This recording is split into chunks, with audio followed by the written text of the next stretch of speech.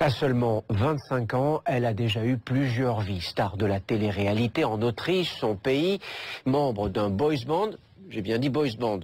Aujourd'hui, Conchita Wurst, Tom Neuwirth de son vrai nom, a réalisé son rêve, être connue, avoir du succès. Elle sera sur la scène du Crazy Horse à partir du 9 novembre prochain. Depuis qu'elle a remporté le concours Eurovision en mai dernier, sa vie a bien changé. Les conséquences pour elle, pour sa famille. Qui est-elle vraiment? Ses rêves, ses combats et les robes qu'elle prête à sa grand-mère. Conchita, le Phénix, rencontre réalisée avec Amélie Patéron et Sophie Herbet.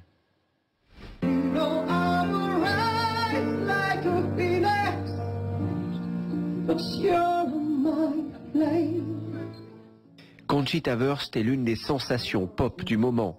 Elle est autrichienne, elle a 25 ans, elle était à Paris cette semaine invitée d'honneur de l'ambassade d'Autriche pour la fête nationale de son pays, l'occasion d'y chanter son tube.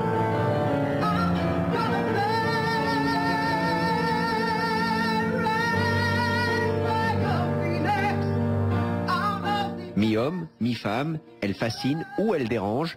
Nous avons voulu savoir qui était vraiment Conchita Wurst. Conchita, est-ce que c'est votre personnage? Est-ce que c'est vous? Est-ce que c'est une personne réelle? Qui est-ce? Je pense que Conchita est avant tout un personnage de scène. J'ai une vie privée en tant que Tom et je la protège. Et j'aime être un garçon efféminé. Mais j'aime aussi être un artiste drague. J'aime être une femme sur scène. Donc pour moi, Conchita est une vraie personne avec un brin de conte de fées. Est-ce que vous êtes opéré? Vous êtes un homme ou une femme?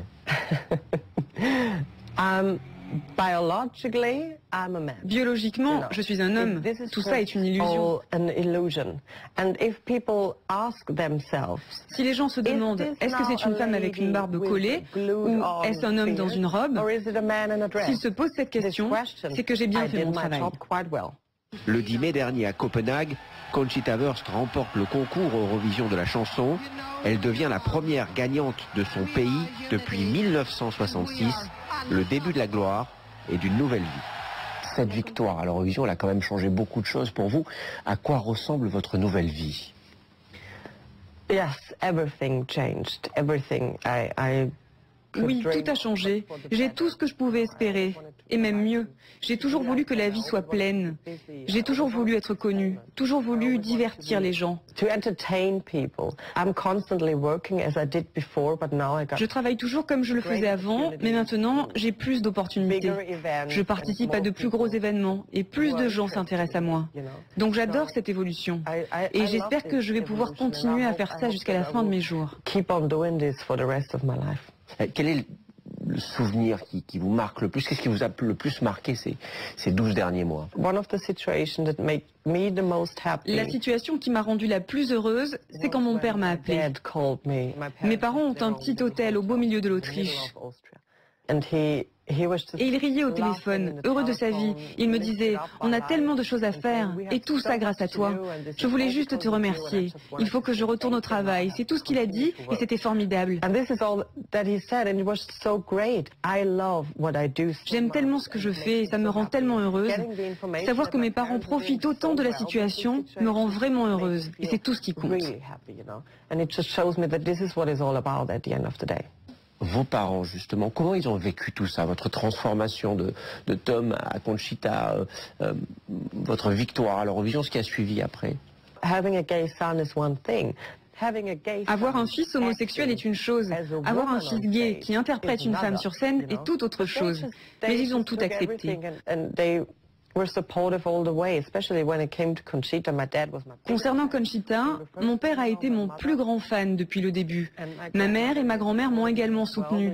Elles avaient surtout un œil sur les robes. Ma mère me disait, tu ne les mets qu'une fois, n'est-ce pas? Donc tu peux me les donner. Vous partagez vos robes avec votre mère? Oui, je partage les robes avec ma mère et ma grand-mère. On fait la même taille.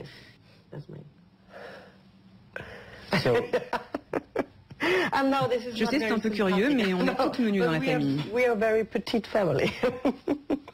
Vous allez être au Crazy Horse du 9 au 15 novembre. C'est la première fois je crois qu'un travesti fait ce spectacle. Vous avez été accueilli. Comment ça se passe les répétitions? Oui, c'est très très excitant parce que je suis la première femme spéciale à pouvoir me produire avec les filles du Crazy Horse. C'est un grand honneur pour moi. On connaît le Crazy Horse pour ses filles et généralement leur petite tenue. Vous serez habillée comment? En fait, je suis très à l'aise avec mon corps. Je vais donc le montrer. Je vais être un peu plus habillée que les autres filles dans la plupart des tableaux. Mais je pense qu'il faut être habillée de manière conséquente quand on danse au Crazy Horse.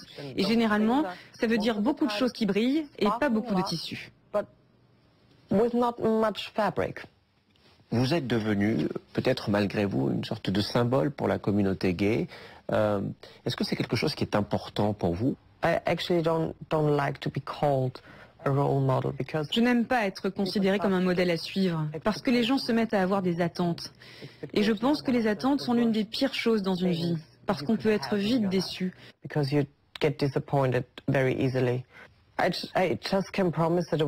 peux juste promettre que je vais rester fidèle à mes croyances et que je dirai les choses tout haut quand les choses n'iront pas. Mais c'est juste mon opinion. Tant mieux si d'autres sont du même avis. Ça m'honore, mais je préfère qu'on me regarde comme une artiste avec des opinions. En France, il y a eu beaucoup de débats autour du mariage gay, par exemple, de l'adoption pour les couples homosexuels. Est-ce que ce sont des thématiques qui vous sont chères, qui sont importantes pour vous? Tu sais, je ne suis pas une politicienne. Je ne sais pas comment cela fonctionne. Je suis juste une citoyenne européenne.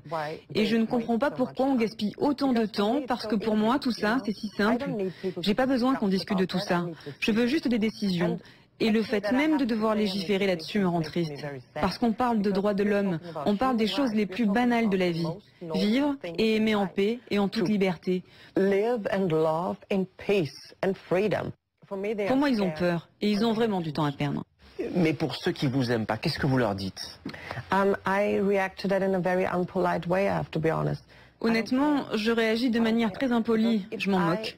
Si je n'aime pas quelque chose, je ne perds pas mon temps à le regarder ou à en parler.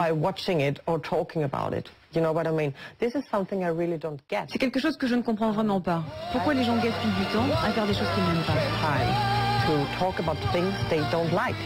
I just don't get it, you know?